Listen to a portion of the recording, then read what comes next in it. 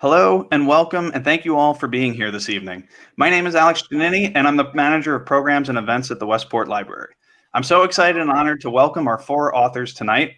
They've written four very different horror novels that highlight why the genre is perhaps at its very best right now. Before I make our introductions, though, a quick note. If you've got a question for any of our authors tonight, please use the Ask a Question feature that's right below me, and we'll do our best to get to it at some point in the evening. And now for the main event. Adam Caesar's latest, the YA slasher Clown in a Cornfield, is one of the most hyped horror releases of the year. Not only does it live up to that hype, but it is not at all what you think it is. While Clown is his first YA, Adam's got a murderer's row of great adult horror fiction as well, and his YouTube channel is the place to find your next weekend horror movie binge. Laurel Hightower's Crossroads begins with a gut punch and continues right on down that devastating and impossible to turn away from road. Laurel also co-hosts the Ink Heist podcast, a horror and writing show that delivers some of the very best interviews in the field. Stephen King said that the chills in Lorien Lawrence's middle grade novel, The Stitchers, come guaranteed. I don't know about you, but I always listen to my Uncle Stevie. And if you're at all like me, then The Stitchers will leave you feeling like you did when you first walked down Fear Street, or when you huddled around the TV to watch Are You Afraid of the Dark? Kat Ellis's Harrow Lake creeps up on you like a cold autumn evening and surrounds you like leaves on a sidewalk. Her writing is beautifully haunting, and the world she creates is atmospheric. And if you've read the book, then you already know that it is all optimal. She is also coming with us from the future because she's in the UK and it's past midnight. So thank you so much for being here. And welcome to all of you, and thank you all for being here. Thank you. So let's start at the start. Let's talk about influences. What was your first exposure to the horror genre? Why don't we go Lorien first and then just go around? Oh, sorry. I muted. Sorry. Okay, my first exposure to the horror genre was like inappropriately young. I was in kindergarten, and it was the 80s, and there were like no rules. So we were all in this basement library, and our librarian took all us kindergartners, sat us down on the carpet, and he read to us from Scary Stories to Tell in the Dark. And we were all like frozen. And in retrospect, like, I'm a teacher and I've read some of them to my 7th graders and they're terrified. And so I don't know, it made an impression though. Like, I totally became obsessed with folklore and urban legends and things like that. And then I got into R.L. Stine, like the older I got, and then Anne Rice and Stephen King, etc. But the first time I ever remember being like, what is that? I need more of this in my life.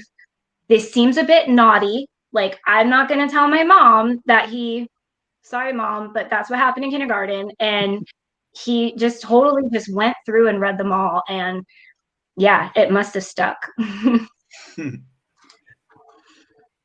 about you, Adam? I love that. And I had a very similar experience. It's not quite my first exposure, but like, I think first for me, I kind of came at it through film. I love horror movies, and I still love horror movies. And I really like try to split kind of equal time between enjoying horror film and enjoying horror fiction. So very early was just like going to the supermarket and there being a little kiosk of rental videotapes and like loving the art and like being scared of the art on like the Friday the 13th and Nightmare on Elm Street movies. But at school, we had a librarian read us, very specifically, she read us the picture book version of the Tale Poe, which is one of those folk stories that gets retold in one of I think the 3rd Scary Stories to Tell in the Dark. But she did like this crazy evocative reading of this storybook to like young children. And I just remember it scaring the hell out of me because the Tale Poe is not like a bloodless story. It does end and feature violence like throughout. So I just really remember that. And something Lorien said like reminded me of that. So yeah, I think I think horror is like the thing that gets its hooks in you early, and it does feel a little transgressive. So how about you, Kat? Well, like Adam, my first real introduction to horror was through films more than books. I remember when I was little, my dad had this massive VHS collection of horror movies, all the big ones, you know, Halloween, Friday the 13th, Hellraiser, all of those big, you know, franchise horror films. And I was watching these as a really small kid in the 80s, you know, just entirely inappropriate to be watching these things. And it wasn't until I was a teenager, really, that I started to read horror, and it was all the point horror books, Christopher Pike and things like that. So yeah, that's what got me into reading it. Laurel? Yeah, I always love hearing from everybody how they got into horror, because it's kind of like nostalgic. But I think actually probably the first one I can remember is my parents had bought it was like a spoken word, I guess it was a storyteller thing, and it was all horror folklore. And we were pretty little, I think, but I can still remember her delivery of some of the lines on that. And once they got that was all we wanted to listen to. It's just like every car trip, we just listened to, you know, the spoken word horror tales. And then, yeah, there was just horror all over my house. So just kind of dove in from there. It's amazing how it just sticks with you. It's just kind of, so following that thread, we'll start with Laurel this time, but so what was the work in any medium that made you want to work in the horror genre and write in the horror genre, I should say? I don't know if that would be a specific one. I think it's more just that I love ghost stories. I absolutely love ghost stories. I love a whole realm and range of horror, but ghosts, you can always get me in with a haunted house. So I think it was just more, there's an Irish movie called The Eclipse that is one of the best ghost stories I've ever seen. And I think it was just looking at stuff like that and thinking, I want to make people jump like that. Kat? I wouldn't say that I specifically set out to write horror. I tend to write the story as it needs to be, and then, you know, the powers that be just fit it into whatever genre it fits into. My other books that I've written before Harrow Lake have all been sort of very dark, thrillery type books, but this one just kind of overstepped that line, I suppose. But yeah, I think it was kind of inevitable that I would go that far in the end anyway. So just to jump in for a sec, so did you start out writing Harrow Lake as a thriller, or did you always think, was the idea there that it was going to be a horror story? Didn't even give it a thought. I just tend to write the story as it needs to be told, and then, you know, it changed so many times when I was writing Harrow Lake. There's a film in the book called Nightjar, which tells, you know, a very different story. It's a film that's sort of referenced in it. But the first draft of Harrow Lake, it was much more like the story of Nightjar, so it changed an awful lot during the writing process. Interesting. So Adam, was there a work that kind of made you think, you know, this is what I want to do? Probably kind of several, and I guess all of them before like I hit the one were kind of subliminal. It's weird to have a specific answer for this, but I have like a acutely specific answer and can remember that I was reading this book on the Amtrak train from Boston to New York for like some holiday break, because I was going to school up in Boston, and I'd been like writing, and it's weird because I'd been writing at the time, but I'd been writing like short stories and stuff. But I read like maybe freshman year of college, I'd read Joe Lansdale's The Drive-In, and I was like, oh, like this is exactly what I want to do. Like this is exactly not just like, 'cause it's a fantastic book, but just the weird the way that it mixes tones and things, and the way that it's so reverent to horror film, and it talks about horror film, but it doesn't feel like a movie. It doesn't feel like an annotated screenplay. Like I love that kind of writing, and I love that writing that doesn't shy away from being literature, but also feels cinematic in a way, and it feels like it's in conference with movies. So like I read that book and I was like, I'm just going to try to rip this off forever. And that's 10 years later, Crowdcast. Lorien, how about you? I can't pinpoint one, but I I was writing like adult stuff, like very literary, I don't know, really pretentious stuff, and I wasn't having much fun, and I was getting like nowhere with it. And so then I moved back to the town I grew up in, that Stephen King also grew up in, which Alex also, to call you out, but you live in. And yeah, and there's something very haunting about Stratford. Like there's so much folklore just in that town itself, and like walking the streets where I was a middle schooler, like where I grew up, I was like very inspired by what did I like when I was a kid? What do I really enjoy reading? Not what do I think I should be writing, but like what would I want to read? And we started to go to this place called Book Barn in Connecticut, which is like these old buildings that just have all like used books, and like you can find point horror and you can find old R.L. Stein and Christopher Pikes. And I had like a big old collection, and I started rereading them, and it just took me back. And I was like, okay, this is what I want to do. I just want to have fun. And so the first kids book I wrote is The Stitchers, and I just wrote it kind of like to get back in touch with the kind of stuff that I liked to read when I was a kid. And that's the one that sold. So it's kind of funny how it works out that way. So kind of moving along with that, I'm interested in, I love like writer origin stories. So I guess I'd want to ask all, let's start with you, Lorien. When, so what was like your first published piece, you know, your first professional work, and how did it come about? This I've been writing forever. It's not the first book I wrote. I don't even know how many, and I never got an agent with this book either. Like that was other books. Timing is so much in this business, and I don't think I appreciated that when I was younger, like how there wasn't a massive middle grade horror market when I was first trying to get this published. But I also don't think it was ready. If I go back and look at those first drafts of The Stitchers, it was then called Bits and Pieces, and it was a bit of a mess. And so I feel like I did need time to kind of grow and get, you know, used to that genre more and this age group.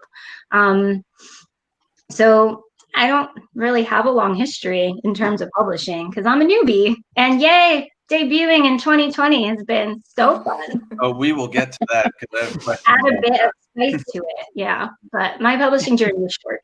Not the writing journey, though. I do want to stress that. Like it took me 10 years to get an agent of like solid, just writing and querying, and then 2 years after that to get the book deal. So I have to ask, just to jump, I always jump in on you, Adam, I'm sorry, but so what was it like to get the blurb from Stephen King? I got it in my classroom.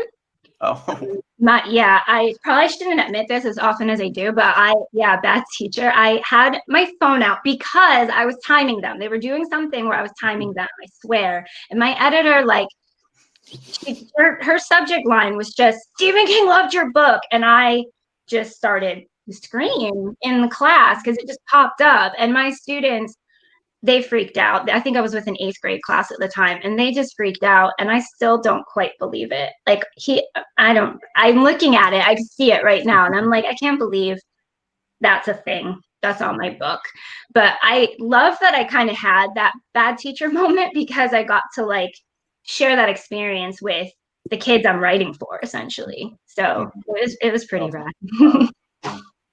Okay, so Adam, how about you? Your writer's journey, what does it look like? I started in like just like I mentioned before that I was writing short stories, but I was just sending short stories out.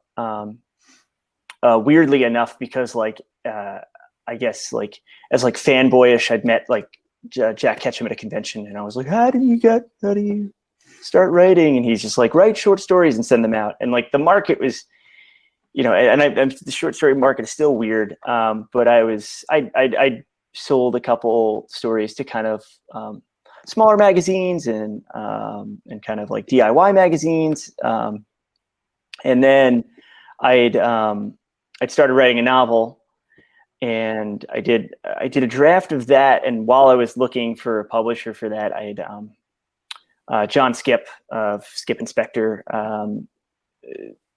one of the original Splatterpunks. I was friends with him on Facebook, and he had announced that he was looking for short novels, novellas for this line that he was editing. And he's like, they should read at about the same time it takes to watch a movie. Like, punchy, fast, cinematic, and I was like, oh, that's what I want to do anyway. So I DM'd him on Facebook and basically pitched a book and phrased it in such a way that I pretended that I had written it already, or that I had a manuscript already. And he was like, that's great, let's do it. Let me see it. And I was like, give me a minute. And then in a month, I wrote Tribesmen, which is what I pitched him. And then Tribesmen, like the publishing taking so long and being weird. So it wasn't the first book I wrote, but it was the first book that came out. And that was, so it kind of did a lot of small press stuff, like small to medium press stuff, and publishers would keep going out of business and book rights would keep coming back to me. And so eventually I was like, screw it, I'll do it myself. And started self-publishing and putting books that had reverted back to me out. And then just through kind of going to conventions, buying agents' beers at like the hotel bar and stuff like that, got not even like particularly like didn't sell the book that I was gonna sell, like, and then Clown in the Cornfield. So this is like a really again, it takes there's like, it's like the iceberg thing. It's like okay, well, publishing started with this, but there was like a huge preamble and a huge process to it. I think that's probably universal no matter where you start. But that was that. So I took the weird way into like big publishing. And Kat, I think I read an interview that you didn't start seriously writing until your 20s. Yeah, I mean, I dabbled a bit when I was at university because I was studying English with creative writing when I went to university. But I then didn't even read a book for a few years after I left uni. I think I was just so burned out from reading Daniel Deronda of all things. Curse that book. But then, yeah, when I was 25 or so, I started reading YA, and reading YA really sort of got me thinking I would love to write something in this age category. So I had a go, and my first manuscript was obviously terrible. I mean, nobody sits down and writes something amazing. I'd like to tell myself that anyway. So yeah, the first one that I wrote, it was dire, but I decided to query it because I didn't know any better. I ended up getting an agent with another book, but then the first one that I wrote, I went back and revised it, and it ended up coming out as my third book. So that was a sci-fi thriller called Purge. Yeah, but my debut came out in 2014, and that was a book called Blackfin Sky, which is a weird thriller, surprisingly enough. So it looks like Laurel may have dropped off. We'll get her back. But in the meantime, I did want to talk about, I mean, Lorien, you mentioned it, the obviously the pandemic, but so 2020, for whatever reason, right? I mean, I think we know some of the reasons, but what a year for horror, like just some of the best horror releases. We got Laurel back. Sorry. That's okay. So we were just talking about 2020 being just, I think it's a watershed year for horror, kind of across from middle grade to YA to adult horror fiction. It's just been so great from the start of the year. I mean, my to be read pile is just ridiculous. So I'm curious to your thoughts we'll start with you, Laurel. Why do you think horror is so, I mean, there's a horror aisle gang at Barnes & Noble. I mean, it feels like it's the mid 90s, which is really cool. So why horror now? I'd say, I mean, I'm sure there's a lot that's going into it.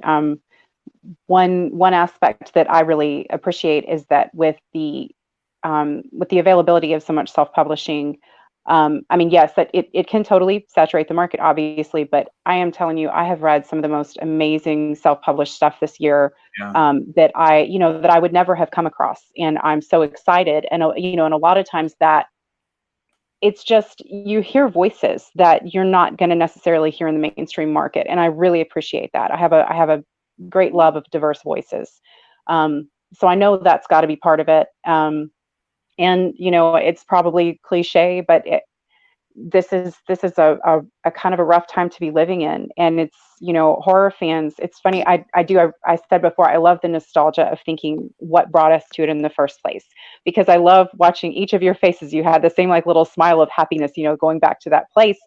And I think that's how most horror fans feel. Whatever our love of the genre stemmed from, whatever our favorite part of it is, we have those little nostalgic memories of go into the library on a blustery October evening and checking out a whole bunch of, ghost stories and things like that. And for me, like I do have to sometimes alter my consumption of material when there's a lot of high anxiety. But there's still so much in the horror genre that feels comfortable to me, and it feels like a cozy place to cuddle into. So,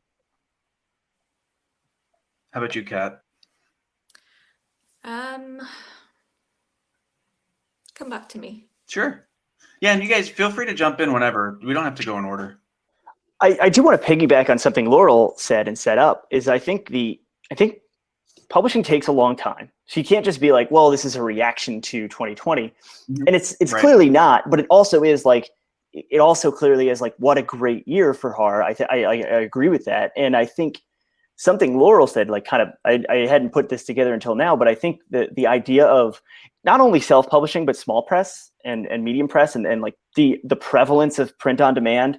And if you look at how many authors this year are like, some of the biggest books are people who've been in the scene for a while. Like if like Stephen Graham Jones, the first time I read Stephen Graham Jones was small press books, was Broken River books and all these different, like it came from Del Rio, I think was either a small press or a university press. So I think I think it's partly like the market catching up to like this, what Laura was saying, this a little bit a more outside the box publishing, a little bit more like things that are clearly good and are undeniably good, that are either small press or self-published or coming in at the fringes in some weird way, and authors doing that are like finally, I think big publishing somewhat catching, like, cause it's slow to move, but it's like finally catching up with, like, I think if you go to the horror aisle in your new,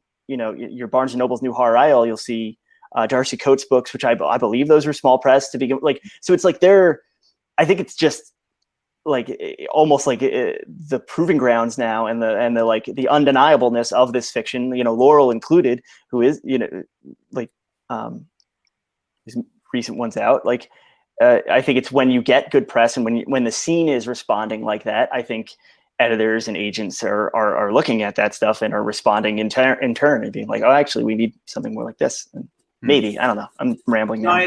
That idea of like the mainstream catch. I mean, horror has always been mainstream. It's why horror movies always do as well as they do, right? But it does feel like, for whatever reason, publishing is recognized. I mean, there are so many amazing YA horror books, like that was, and frankly, it was between middle grade and YA was something that I wasn't paying attention to, until the last couple of years. And it's so much fun going back and like you said, Lorien, like we had Goosebumps and Fear Street and Christopher Pike. That's what we had. And there was no, like, it was like Bunnicula, it was James Howe, R.L. Stine, and then I was reading it, like that was it. That was the track. But yeah, interesting. How about you, Lorien? What do you think about 2020 and the horrors of this year? I think people read horror to escape horror. I mean, that's one of the reasons, like, it's a safe scary. Like, even all the horrible things that were in your guys' books, like, they're not really going to get me. At least I hope not. But I feel like horror is also, like, there's a lot of heart in the genre. And I don't think I think for a long time, people weren't recognizing that, like how heartfelt it really is and how it really is based on it's probably the most emotion-based genre, like I would argue.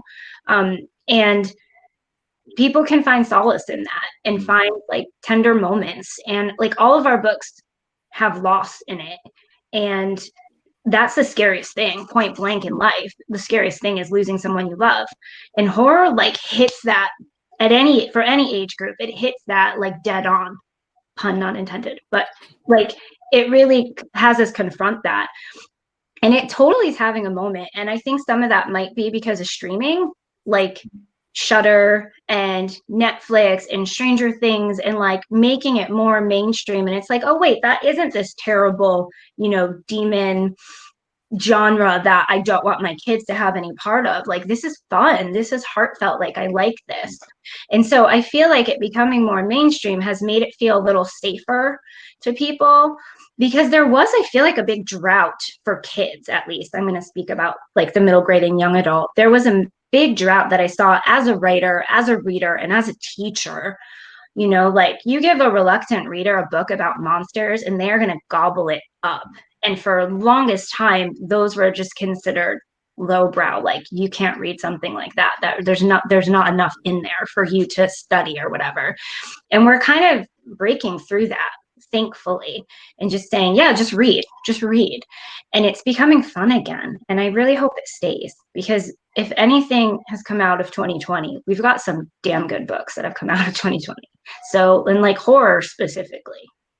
Yeah, that was my follow-up question was, what do you all think, like, what is the legacy of 2020 in terms of horror fiction? I think we're going to look back at this as a watershed moment for the genre. And like, what do you guys agree? What, like, thoughts on that? Am I just such a dork that's what I want to think?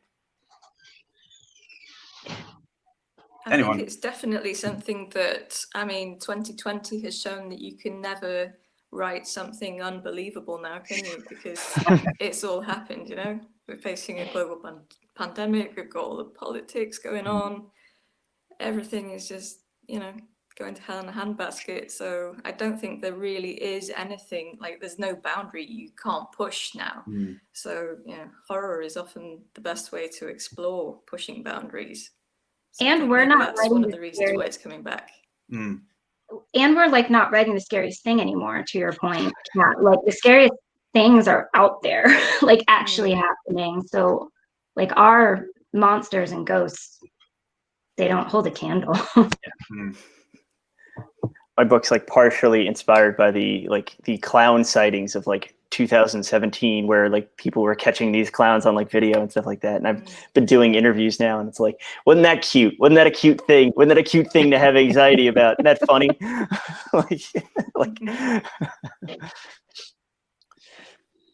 I think the other thing, especially about your 4 books, is that they're really character pieces first, and like that's why we, you know, the original Halloween, you care about Laurie Strode in the closet. I mean, you can't not, right? And I think all of your books start with character. You know, it's like, yes, there are monsters and scary things, but like, they're real. I mean, Adam Clown doesn't get crazy until about 100 pages in, you know, and I think that's super important. And that was one of the things that I was surprised by, because like I said, I'd been hearing about your book for quite a while, and I was like, oh my God, Clown on Cornfield, this is just going to be wall to wall. And I mean, it was wall to wall, but it was a character study, which took me by surprise.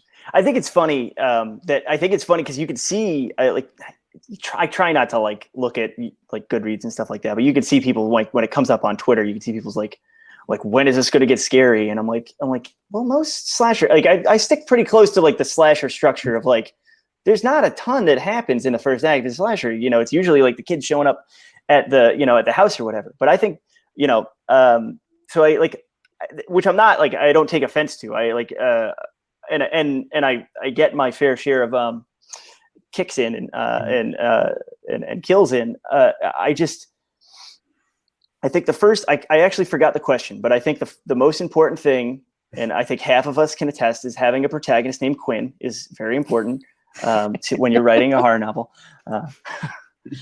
The Stitchers has one of the duo. His name's Quinn. So, what was the question again? I feel like it was more of a comment on my part, but I'll ask you a specific question. So you come from adult fiction, and then you know, like you said, you come into YA. Was there a line that you, like, while you were writing, was there a line in your head that you knew you couldn't cross? I mean, was it difficult to keep this within the confines of YA? Are there confines? I'll answer very briefly, and then I want to make my question, and I'm going to make it a question for 2 of the other panelists, because they said something about this earlier, and I thought it was very interesting. But for me, and again, coming from adult fiction, with like there's a person that gets eaten by a claw machine in Zero Lives Remaining, like it's a haunted arcade story. Like, adult is like a, you know, there's more swears in him, but like, is there though? Because like there was nothing I kind of gave the R-rated cut to my editor, and kind of just didn't really. We had a little bit of a conversation about like violence and language and things, and like where the line was. And it seemed to me I had read a lot in the years leading up to this of YA horror, and as there did seem to be like gradations of intensity, but also it didn't seem like there were any real restrictions. So it was like, if there's no restrictions, if the only restriction is having a teen protagonist, I'm just going to kind of approach this the way I normally would. And that's how I approached it. But both Lorien and Kat mentioned my age group. You said something specifically about like when considering my age group. I'd like to hear how, especially as I was a high school English teacher, so especially as a middle grade teacher, I wonder what your take is on that. I did think about my age group a lot because I do read adult horror and YA horror, and I as a teacher, I think that helped me know the lines. I kind of always was like, okay, when would this piss a parent off? When would I get a parent phone call if I put this book in a kid's hand? When would I get the phone call, or when would the principal call me in and say, how did you give them that? So with middle grade, you have to still make them feel safe.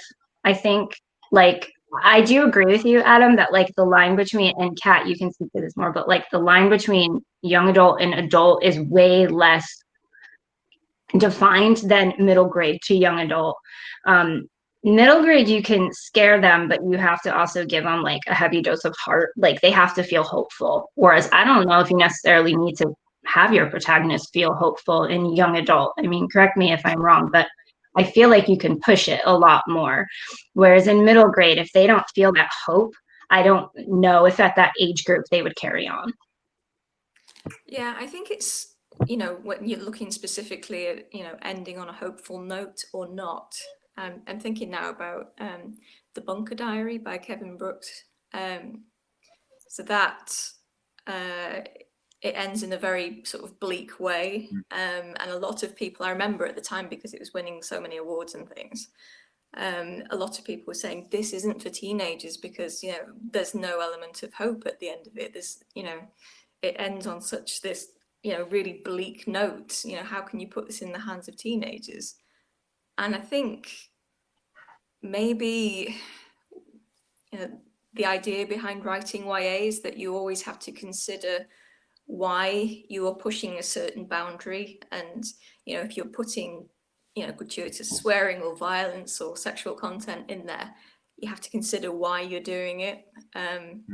More so maybe than if you're writing for an older age group, and certainly more than if you're writing for a younger age group. I know I tried writing a middle grade horror once, and it didn't work for me. It wasn't my right category, but I so admire those who can write for the younger people. And Laurel, I had to ask about Crossroads seems so personal, and I'm wondering if the book was difficult to write, and how much of you is in Chris, your main character? It actually really wasn't that difficult to write, which I kind of wonder if makes me seem kind of soulless, because there's there's a lot, that goes on there. There's a lot that I put Chris through. But what I love about writing and what I love about creating is, just like really getting into a character's head. So I spend a lot of time kind of building up who they are and thinking about how they would react to X situation and Y situation. So with Chris, there are definitely elements of things that I've experienced in her life. She's, she's not me, but I have to be partly her to be able to write her, is kind of how I think about it. So definitely her, her struggles with fertility, that was something that I went through, and something that I just felt like a perspective that I wanted to bring to it. And I have a stepson who is in his mid-20s, and he is perfectly fine and safe, but man, teenagers will scare you. And so there were definitely a few times when we were like, are we going to get that knock on the door? So it's not something that I wanted to think about, but it just kind of comes up in that kind of thing. So yeah, it's kind of a little bit of all of that.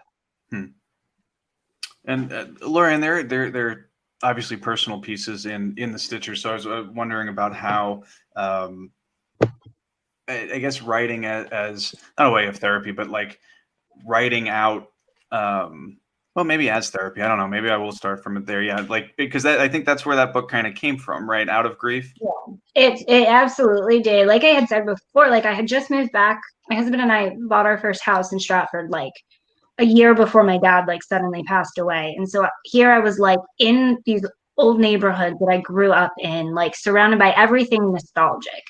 And I kind of didn't know what to do with myself. So we'd go on these like walks around, I don't know the real name for it. I call it Longbrook Pond, which is like right kind of in the center of Stratford.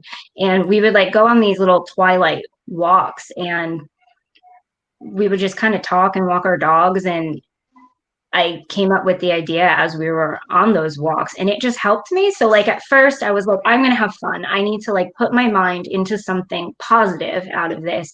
And it was the most therapeutic thing I've ever done, like way deeper than therapy. It definitely helped me like come to terms with my dad's sudden death by like giving Quinn a similar situation. And like Adam said before, like I totally tried. I took Goodreads off my phone this week because I was looking at it like newbie, like not paying attention. Everyone who says don't look at Goodreads. I looked and there were a bunch of people, like not a bunch, but like two, saying, "Oh, here's the trope of like losing a parent." And for me, I was like, "Oh, I can't look at things like that because this was more than that for me." And I think in horror, it is a trope, like to have someone you love pass because it's scary. Yeah. Like it's a genre. It's scary. And like I was saying before, like horror gets you in touch with like those most basic raw human emotions, and death is a part of that. And it, as someone who teaches, I always unfortunately have students who have lost parents. And I don't know, I feel like those stories kind of matter too. So for me, yeah, we can totally call it therapy because I do think it was. I think it kind of got me through that really difficult part of my life and let me kind of honor my dad in a way. I see we have a question from the audience from Len. So this one's for the group. What is one of the biggest challenges writing horror compared to writing in other genres? And maybe Kat, we could start with you because you primarily wrote thrillers before Harrow Lake. So what are some of those challenges? Well, trying to write something that will have, at least on some level, universal scariness.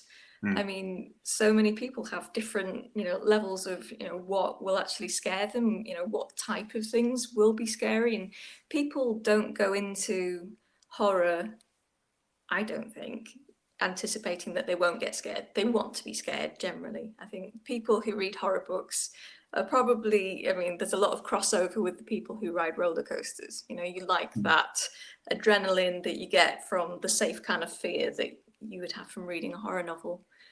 So I think, yeah, it's probably that would be the toughest part, because the difference between writing a thriller, which just has to have the good pace, the tension, keeping things moving at a swift pace for the reader. You don't necessarily need to have that same pacing with horror, but you do need to make sure that there are good scares in there. How about you, Laurel?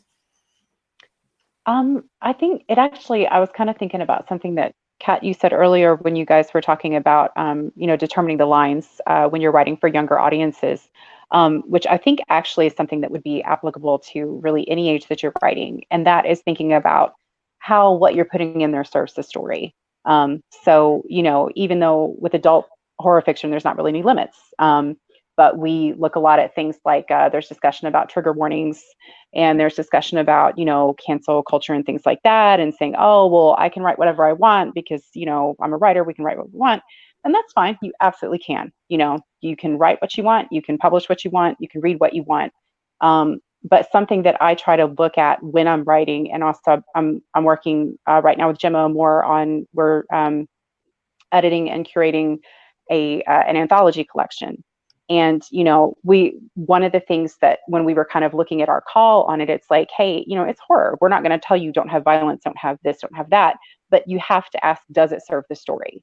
And so the definition of gratuity on that changes vastly based on, how you're looking at it. So, is it something that when you read it, it really advances a story?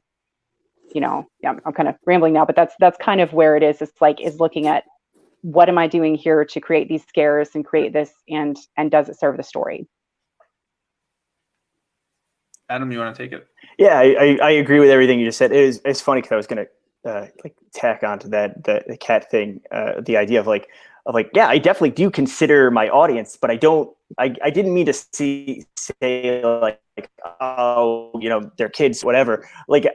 Of course I'm considering audience, but I'm also, in the same way I write adult fiction, consider writing to theme, and not even so much does it serve the story, does it, what will, yes, anyone can write a series of different beheadings. Anyone can write a series of different terrible things happening to the human body, and to shock you and things like that. And I say this as someone who enjoys good extreme horror, someone who enjoys Clive Barker and Jack Ketchum, and someone who enjoys the more extreme side of the genre. But there's, within that subcategory is where you get into the kind of, it's a straw man argument because no one's here to defend themselves. But what Laurel's saying, it's horror, I could write whatever I want. Anyone who has to say that sentence probably hasn't justified what they've written, and you probably have to block them on Facebook. Just to completely paint with a kind of broad brush. Look, I my first two books were called extreme horror. I didn't really think so, but then again, different people, eating human fingers does different things for different people. But do you know what I'm saying? Yes, go as extreme as you want, go as crazy as you want. There's no taboo in horror. Horror should push boundaries, of course, but it should inform either story or theme, or why are you, it's not, if your book's not about anything, if your story's not about anything in the capital A about, then why am I reading it? Is my take. And I'm all for the kind of aesthetic pleasures, the quick aesthetic pleasures of a well constructed set piece. But usually those fit into novels or stories that have a theme, that have a plot, that have a reason to be. This is just my take. Lorien. I was just gonna say, don't even ask me, Alex, because I can't say it better than they just did. I'll just say I concur. Well, all right. So I'll start with you on this one then, because I do want to talk to you specifically about this, and then open it up to the group. You all had the honor of releasing a book into a pandemic, right? So I want to talk a little bit about that experience, what that was like. And Lorien, if you could talk a little bit about the Middle Ground Book Fest, that would be awesome, because that's a super cool I'd love to. Well, that's something positive. I'm going to be positive. If on one hand, I don't know what I'm missing. I see people who have more books out than me who are, saying, oh, I can't do author visits if they're writing for kids, or I can't do book events, or I couldn't go to Comic-Con, or I couldn't do this. I've never done any of that stuff anyway, so I don't really know what I'm missing. I do know that I've been able to do more virtual events that people probably wouldn't have paid me to go to otherwise. I'm not someone who's going to draw crowds, so I'm not someone that they're going to fly anywhere. But to have me just zoom in, it's kind of opened up more doors, I think, for me in that way, to help me build a bit of a readership.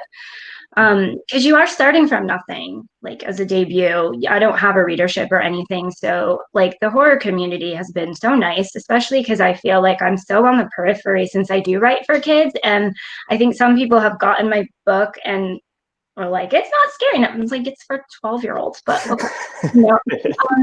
But Middle Ground Book Fest was a really bright spot that came out of 2020. My friends and I are all debuts, and we write in different genres. I'm the only horror writer, but we all write for middle grade, and we were just like, what are we going to do this summer? Let's just put on a virtual book event. And that's pretty much what we did. And in like a month, we arranged one and we put it on, and it just highlighted debut middle grade writers with some non-debuts too.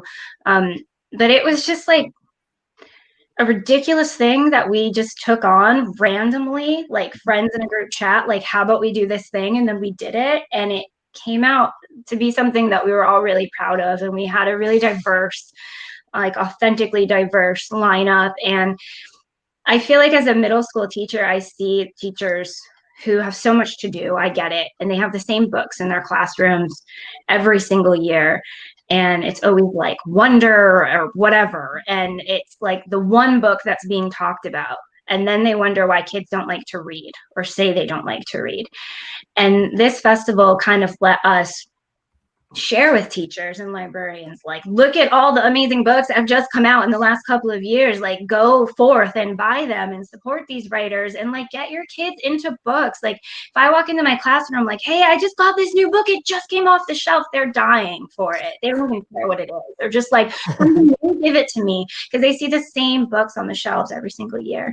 So yeah, middle ground was a bright spot. One of our founders lives in the Philippines. She's never would have been able to do any kind of event if, you know, things hadn't gone virtual. So I think that's kind of a, you know, a little bright spot. So thank you for asking about that festival. Yeah, and anyone who wants to check it out, because the panels are up on YouTube, correct? Yeah, they're we have the link, the URL is in the chat, so definitely check that out after this panel. Thank you for adding that there. Oh, thank you for doing it. Super, it was awesome. As someone who also does a festival, I know how difficult festivals are. Anyone else want to hop in on that? On the releasing the book and the, yeah, go ahead, Kat. You're sort of tapping in on what Lorien was saying there. You know, being in the UK, it's, you know, I wouldn't be on a panel with you guys ordinarily. So, you know, that's one positive that's come out of this whole, you know, awful experience. You know, naturally, I was looking forward to doing big events and going out and meeting people in the UK. The book came out here in July and then August in the States. So, you know, I wouldn't have been out in the States anyway doing events, but as everything's gone virtual now, I've had the opportunity to do a lot more. So that's, you know, one little bright note for me. For sure, for us too. Thank you. Adam, Laurel. Laurel. Go ahead. Sorry, I created that confusion. We'll go Laurel first, then Adam. How's that? I guess in some ways I kind of don't really know what I'm missing either. Crossroads was my second release, but Whispers in the Dark was also put out by a small press, and I did not know what I was doing with any kind of self-promo. I guess I didn't realize you had to do anything. So I spent most of 2019 kind of clawing my way into any kind of notice. And so with Crossroads, I think most of the festival, I was going to do Scares That Care, but a lot of the ones that I was going to sign up for, right? I know. You're killing me. But my book wouldn't have been out yet then anyway. So I feel like that was mostly just for like socialization purposes. So for me, Off Limits Press, I know Sam Kiliasnik gets so tired of me talking about her probably, but she is an amazing, amazing publisher to work with, ridiculously good writer too, true crime, unbelievable debut. She debuted this year too. Just, it was the difference in what, because she's a small press too, but she really got the word out. It was very grassroots. It was very, getting in touch with the horror community and getting people excited about it. And I just couldn't be happier with how the release went. And I think the only main difference that I wanted to throw a party. I'm Southern and I like to feed people so much. So I was gonna, I've got an old friend who has this great catering company, and I've got friends who bake, and I'm like, I'm just gonna throw money and feed everybody and have an open bar. And I couldn't do that. But I kind of did an online event and sent people chocolate and bourbon. So that was, it was a pretty good replacement. Cool. Yeah. I have nothing much to add other than I feel like because I had launched so many books with small presses, and the idea of and I think it's something that maybe a lot of people who are small press, like the idea that like, oh, you're gonna get into a big press, it's a big New York press, and they're gonna roll out the red carpet for you, and you're gonna have every like promotional tool at your disposal. It's not really true. It's not true at all. But I had been doing like so much. I'm just like, I'm all over like the internet. I'm on like Twitter. I'm on Facebook. I'm on YouTube. I do YouTube. So like I've been doing all these kind of like quasi like self-promotional brand building things anyway, that it didn't, like, yes, I wanted to go to a con so bad because every t-shirt I have is like this. This is not a costume. This is a way of life. Like I am like the con rat kid who grew up like waiting in line for Robert Englund's autograph and stuff like that. Like I'm that guy. So I love going to conventions, and I love selling my books at conventions because I'm a motor mouth and salesman. So like I love that. Like I love shaking people's hands and being like, you're not leaving this table till you get one of these books, like that kind of thing. Like I love that. I love that element of it, and that's gone now. And so like a huge part of what I enjoyed about being a writer and about selling books is kind of taken away. But you compensate. You find other ways of doing it. And I felt very lucky and very supported by Harper Teen with Clown and Cornfield, and the way that they helped me launch it, and the way that they were like, okay, when I was like, I want to do weird things, like, and trust me, this will be funny if I do this on Twitter. And they're like, that doesn't sound like a good idea, but okay. I felt very supported, and it wasn't ideal, but I think everyone tries to make the best of everything. So I got a fun one from Deborah. So whoever wants to take this one can hop on it. So Deborah asks, why do I love reading horror, but I don't like horror movies? I think it could be because you have so much more control over it with a book. You can kind of tell when something's coming, and even if it comes at you, you can slam that book closed and put it down and come back to it later. But horror is an image that the movie comes at you. So even if you're racing to go pause it or turn it off, you've already got that image in your head. Yeah, I'm pretty sure it was page 70 where I had to close yours for a number. Sorry. Nice.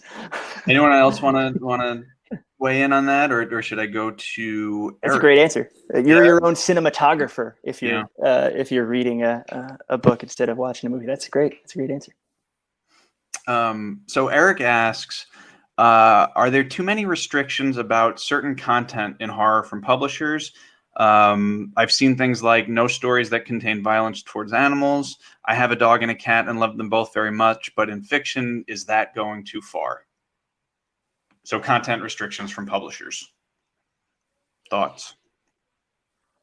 It probably depends on the age group for one. I probably couldn't do that in middle grade. But I don't know. I haven't, like, my editor's always like, scarier, go scarier. And I'm like, is this too much? She's like, no, you need to go harder. So I don't know. It might depend on like personal preference of an editor, because they're human and they have their own like, triggers that maybe is too much for them or not.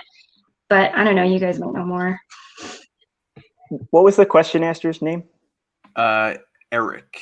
I feel like I see a lot of that talking about Laurel reading through slush piles and reading through open calls for an anthology. Like, I feel like I do see a lot of that on like open calls, like not so much with agents and stuff like that, or editors, but like if you're going to send us a story, try not to have, this and this, like violence to children or violence to animals. Like, it probably is just like an earnest, like when you see it on like submission guidelines, it probably is just like let's try to filter out like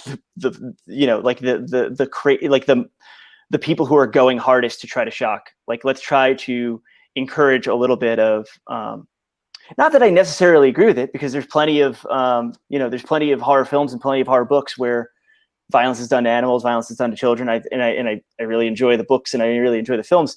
It probably is one of those things of just like, if you're going to get 1,000 stories in your Gmail inbox, you want to make sure like you're not getting 1,000 like snuff pieces. Like, Yeah, and to clarify, Eric in the comments says that yes, he's talking about anthologies specifically. Yep.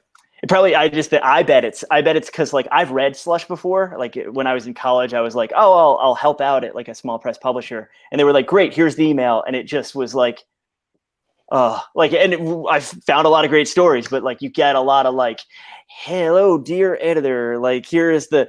I did not mean to give them any kind of Southern accent, Laurel. That was not meant to be a regionalism. I didn't realize I was doing it. I think you get a lot of like nothing has a capital in it, all run-on sentences, and it's like, would you like to hear what I would like to do to my neighbor and her dog? Like it's like, no, I'm good. Like you get a lot of that, so I think it's probably just that. Like,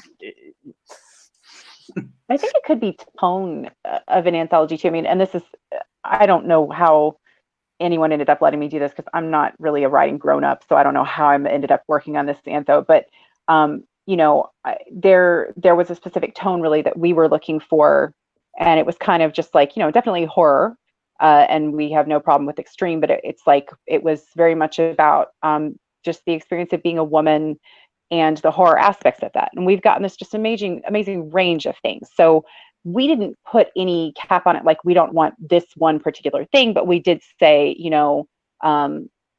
not rape for the sake of rape, not, gratuitous sexual assault like that, because there is the experience of that you deal with on the page, and then there is, the I guess just gratuity for entertainment purposes. So, but there could also be another antho that is specifically looking for, just a completely different tone. So it just from my very minimal experience, I would say it might just be a tone that they're going for. So I just, as we're kind of running out of time, and it's way tomorrow for Kat. So I have a couple of really quick hits to end it on. So if we could just go around, let's do, because it is, I mean, we're in mid-October, we're getting close. So what's a favorite Halloween ritual or activity for everybody? carving pumpkins. Classic. Taking my kids trick-or-treating. Well, funnily enough, Adam's saying that he likes carving pumpkins. I've never ever done it, but this year I have one ready to carve. Oh, awesome. So that'll be a new tradition.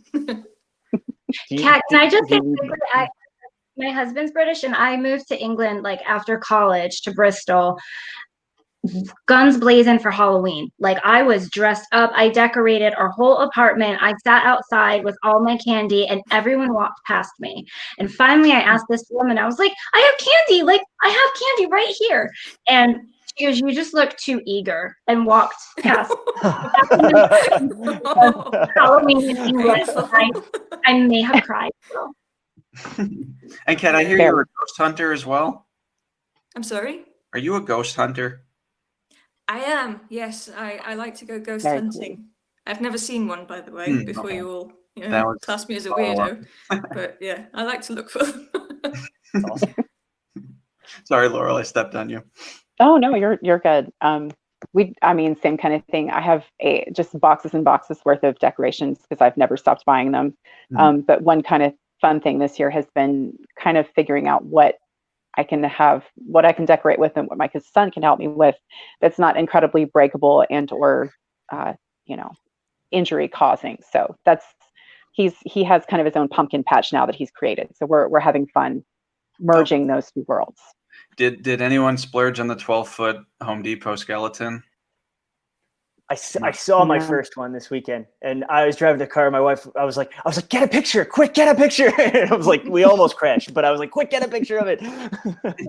It was amazing. It was. We're gonna get one. She's in the other room. She probably. Are we gonna get one? I think she didn't say anything, but yeah. That means yes. Right? Yeah, I think you get the. I hear you. They're on like back order too, which is crazy. Okay, so here's a question that I've stolen from the internet, so you know it's good. I saw this going around today. If authors covered novels the way that musicians cover songs, which covered novel would you be most excited to read?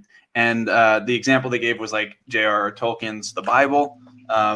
I'll give one. Gwendolyn Keist's Dracula would be something that I'd want to read. So I'll give everybody a second, but Is this a book we want another author to write, or one that we want to cover? Oh, you could do that too. Either one. It was I think it was taken as another author doing it, but yeah, no, I'd be interested to see what you'd want to write. I'd want to write the most ridiculous thing. I would want to write X-Files fan fiction. Well, like middle grade, because obviously, but yeah. If you write it, I'll read it. I think I didn't follow the rules. I'm sorry, Alex, but I would want X-Files. I would want to read. Go ahead, Kat. Sorry. Daphne du Maurier's Rebecca, maybe done by somebody like Joe Hill. I think. Yeah, really good one. Push it over that line. Yeah. Real scares in there. I think that would do a lot for me. I want to read Jonathan Janz's Jaws. Oh, I think he would do an amazing job with that. It's a fantastic movie, and I've heard not an awesome book. So I would love to see what he would do with that book. That's a good one. Oh, this is such a hard question. This is a hard question. You can. Yeah, it's like impossible. It's also like I don't know, I think of like the old I'm reading because of Bly Manor. I'm like, oh, let me read Turn of the Screw, and I'll read it like a bedtime story. I'll read it aloud. And the language is beautiful, but it's so clearly different. Like I'd love like a Haruki Murakami writing like his Turn of the Screw or something like that, which is it's a weird combination, but something like someone like who's incredibly matter of fact about their writing, doing that. Like, cool. All right, so last question. Because we talked about elevating voices earlier. So if we could go around and maybe just tell everybody a book that you're either reading or you've read in the last few months that's kind of stuck with you. And if you want to shout out your local bookstore, because we all know bookstores are having a real hard time right now. So yay, indie bookstores. Lorien, do you want to start? Sure. All right, I'm going to keep it middle grade horror. I brought a prop. You see it? Hide and Seeker by Deka Herman. It just came out last month. Deka wrote this, like, she didn't know she was writing a creepy story, but it's so scary. It's like about a hide and seek game that has gone terribly wrong, and a kid disappears for a year, and he comes back, and he's like totally not like the same kind of kid. So I suggest you buy Hide and Seeker by Deka Herman from RJ Julia Independent Booksellers in Madison, Connecticut. You said that was middle grade? Yep. That sounds really good. It sounds similar. That wasn't going to be, I had props too. I was going to hold up this one. I will in a second. But the Rachel Harrison's, if you want to read an adult version of a similar premise, Rachel Harrison's The Return is about a woman in a college friend group who who disappears for 2 years and then comes back. I loved it. Talk about like a strong year for horror. That's the book that I keep coming back to, like thinking about. I love that book, and I think it just came out in paperback. It did. Yeah. And also, so that's Rachel Harrison's The Return. I'm sorry, I'm taking two, but I want to talk about it too. Ghostwood Song by Erica Waters, which is a YA ghost story, but like the ghosts are almost incidental, even though there's like a ton of ghosts. It's like also like a mystery about other stuff. But I like it because it has a really strong Southern Gothic feel to it. But like the Florida Panhandle South, and it's about kids that enjoy playing like music, enjoy playing like in bluegrass bands and stuff like that. So like the musical like references and points of reference were so unique, and so I thought it's very specific and not a lot that I see in YA. So I thought that was really good. So that's Ghostwood Song by Erica Waters, and our local bookstore up here is Head House Books, and I think they are doing online shipping. So right here in Philadelphia. So. Laurel? I'm going to say Cynthia Palaio's Into the Woods and All the Way Through was just recently released. It's poetry, and it's true crime horror poetry. She worked as a journalist for a number of years and did a lot of research into missing women, and just the number of times that not much is done and they don't get found. And it's utterly heartbreaking and just very, the poems are very short. They're very get right to it. They're beautiful, and she includes just a little bit of information about the missing woman at the end of each of them, and that's just really, really powerful. It's beautiful. And we actually have two great independent bookstores here. We have Joseph Best Booksellers and also Wild Figs. So shout out to both of them. So I'm going to give a shout out to Teeth in the Mist by Dawn Kurtagich. This is a YA gothic horror, and it's inspired by the legend of Faust and set in the Welsh mountains. And, you know, as I'm coming to you from Wales right now, I thought I would give a shout out to something local. And my local bookshop would be the Bookshop in Mold. Very cool. I'm writing all of these down. So thank you all. I'm going to just say full disclosure. The four of you, I asked you all to come because I wanted to read your books real bad. So this allowed me to read your books on work time. So thank you. Hell yeah. This is it really, guys. Like, this is my favorite part of the job. It's just such an honor to speak to you all. Thank you all for taking the time. Good continued luck on projects, and I can't wait to see what you all come out with next. And everybody watching, thank you all for being here with us. It'll record right at this link, so if you want to check the replay, it's right here. Thank you all for joining us. Stay safe, stay well, and we will see you in the next one. Good night, everybody, and happy Halloween. Happy Halloween. Happy Halloween.